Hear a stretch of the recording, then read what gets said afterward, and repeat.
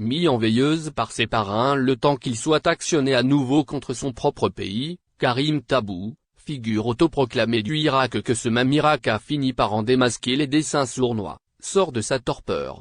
Dans une lettre adressée au secrétaire général de l'ONU où il fait montre d'une attitude servile et un complexe de dominer sans pareil, il invite tout honte bu Antonio Guterres à intervenir en Algérie. Rien que ça. Il est de notoriété publique que l'auteur a toujours joué sur la fibre des irakistes pour cacher ses véritables desseins, jusqu'à ce que sa vraie nature le trahisse et fait découvrir un homme au service de l'agenda du chaos. En lisant d'emblée cette diatribe dirigée contre l'État algérien et publiée samedi soir sur sa page Facebook, on finirait par déduire que ce personnage est atteint par la folie des grandeurs. Il a dressé un tableau noir de la situation des droits de l'homme à tel titre qu'on se croirait dans un pays sous colonisation. Jamais de mémoire d'un homme politique qui a le devoir moral et éthique d'être aux côtés de son pays, d'autant plus que le bouleversement géostratégique dans la région ne doit permettre une quelconque brèche pour l'ingérence dans des affaires internes n'a atteint l'attitude obséquieuse de Tabou.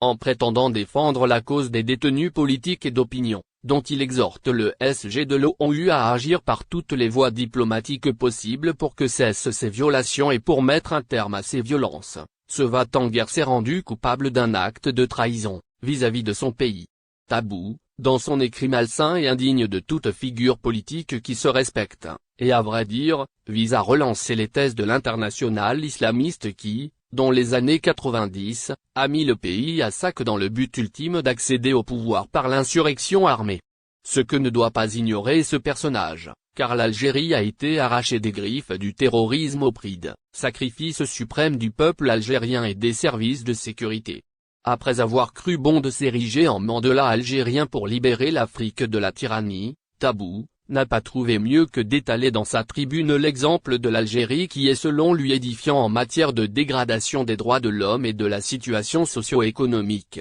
Sinon, comment expliquer qu'il pense à l'absence de recours interne, la persistance de la violence à l'égard de toutes les forces du changement et le verrouillage politico-médiatique oblige l'auteur à nous tourner vers les organisations et les ONG internationales afin de démasquer le pouvoir et ses pratiques, appelant de surcroît à interpeller par là même la conscience de la communauté internationale sur les violations massives et sauvages des droits de l'homme dans notre pays. En fin de compte, Tabou n'a rien à envier à l'ambassadeur marocain Omar Hilal lorsqu'il avait appelé à l'ONU à intervenir pour mettre fin à la colonisation de la Kabylie dont il défend une inimaginable autodétermination. Le message de Tabou devra donc être reçu 5-5 par l'ennemi algérien.